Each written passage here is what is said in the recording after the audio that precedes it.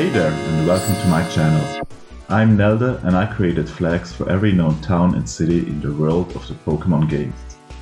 In this video I will show you my flag designs for the Johto region, as well as the original flags that inspired them, the design process behind it, and everything else that led to the final result. Let's get started.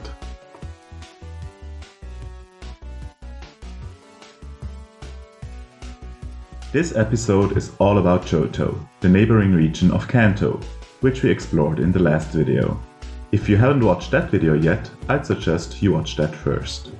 In the games, Kanto and Johto are presented as opposites, with Kanto being the more modern region and Johto representing the past and history.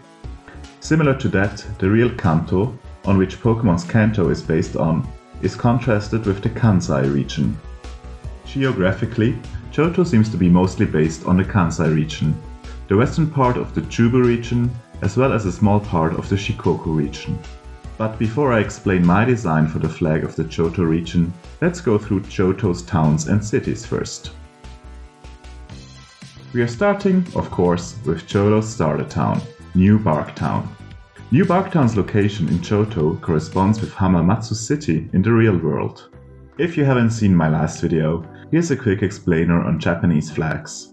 Flags in Japan are often quite minimalist and feature a simple design in the center, which is called a mon. They often use only 2 or 3 colors, but the palette often includes colors rarely seen elsewhere.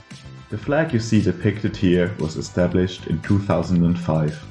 The second generation of Pokemon games, which brought Johto with them, were released first in Japan in 1999.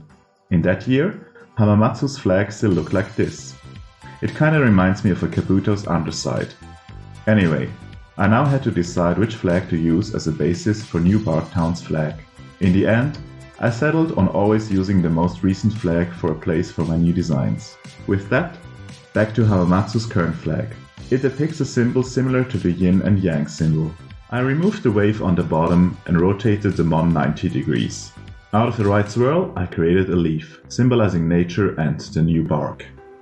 I tinted the opposite shape a brighter green to represent younger leaves, and I added a stylized wind turbine for the town's motto, Winds of a New Beginning, as well as the wind turbines that can be seen in the remakes. New Bark Town is one of the few starter towns in the games that does not have a route on its north end, guiding the players east instead. So, we follow Route 29 eastward and land in Cherrygrove City. Geographically, Cherrygrove City could be based on Handa City or Minamichita Town. What I usually did for the city flags in Kanto was mixing the original flag with aspects of the city's gym badge. In Kanto, cities would have a gym while towns would not. Cherrygrove City, however, breaks the tradition of the first generation games by being the first city without a gym. So, I had to take a different route with this flag. Luckily, with a name like Cherrygrove, it was pretty easy to decide what I wanted to feature on the flag. A cherry blossom.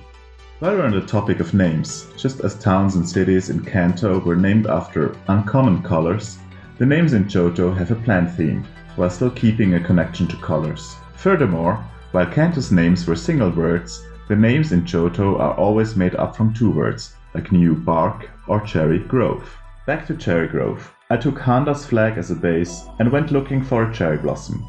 Luckily, I found one on nearby Nara City's flag, placed it on Handa's flag and painted it pink. For the middle, I reduced Handa's mon to a Pokeball design. Now, if you've seen my video on Kanto's flags, you already know that adding Pokeballs to my flags is something I like doing, as it's a simple shape that can be easily integrated in a lot of designs, and most importantly, it makes everything instantly recognizable as a Pokemon thing. With that being said, let's resume our tour of Johto and head north to Violet City. Now, Violet City is actually based on Nara City. I have already used its flag as an inspiration for Cherrygrove's. However, with a name like Violet, an actual violet blossom makes a lot more sense, so I drew that instead of the cherry blossom. Since violet is not only a flower, but a color as well, I tinted the background a shade of violet. I then removed the kanji characters which spelled out Nara City. And, as a final touch, I designed a symbol based on the Zephyr badge for the center of the mon.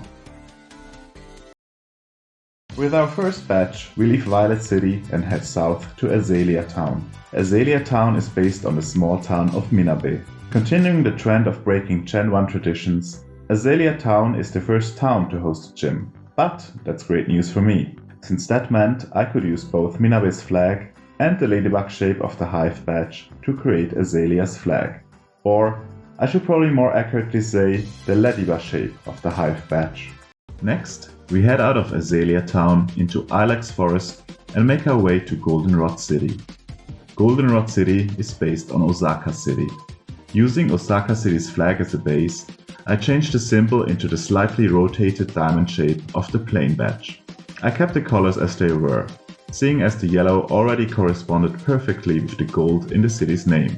The blue is both a nice contrast to the yellow and could also be a reference to the city's seaside location. North of the modern and high-tech city of Goldenrod, we find the historical and mythical city of Ecruteak. Ecruteak City is based on Johto City.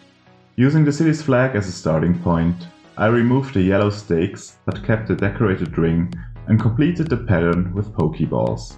I then tinted the purple a more reddish color, because the city's Japanese name includes a reference to a red color.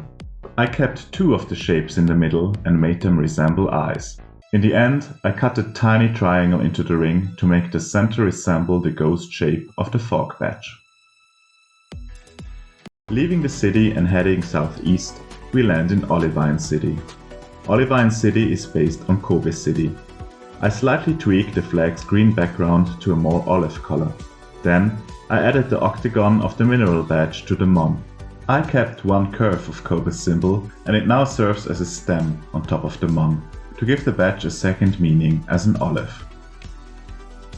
Now let's cross the sea and head to Cianwood City. Cianwood City is likely based on the cities of Naruto and or Tokushima. I turned Tokushima's mon upside down and shaped it into the back of a hand. Then I added the swirl of Naruto's mon to combine the two symbols into the fifth shape of the storm badge. In the end, I changed the background color into a dark cyan to suit the city's name. Back on the mainland, our next stop is Mahogany Town. Mahogany Town is based on Koka City. I only slightly altered the city's flag to fit Mahogany Town. I made the four-pointed star longer and turned it mahogany brown to resemble a tree. I then turned the green shapes blue and fit the snowflake design of the glacier badge in the middle. With that, we already reached the last city of this video, Blackthorn City. Blackthorn City is likely based on historic Shirakawa village. I tinted the mon black, obviously, and then turned it upside down and made the inner shape resemble the dragon head of the rising badge, with the gap in the circle representing one of the dragon's horns. Here are all the flags I designed for the Johto region's cities and towns. So, let's now have a look at the Johto region itself.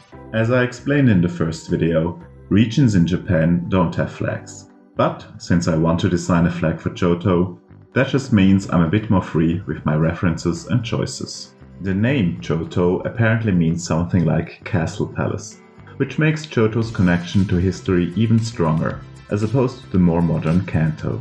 I read up on Japan's history and found that Nara, originally known as Yamato, was Japan's first capital and the seat of the emperor. So I used Nara's flag for the third time and based the general design of Johto's flag on Nara City to emphasize on the theme of tradition in the Johto games. I chose yellow and white colors to represent the two game versions of gold and silver. At least in Western vexillology, the metals gold and silver are usually represented using yellow and white respectively. The third version of crystal is featured in the main flower shape, which is actually supposed to be a molecular structure of a crystal forming a cube. The four characters on the left are meant to say Johto region in the local language. I used characters found in the games in both Kitakami and Hisui.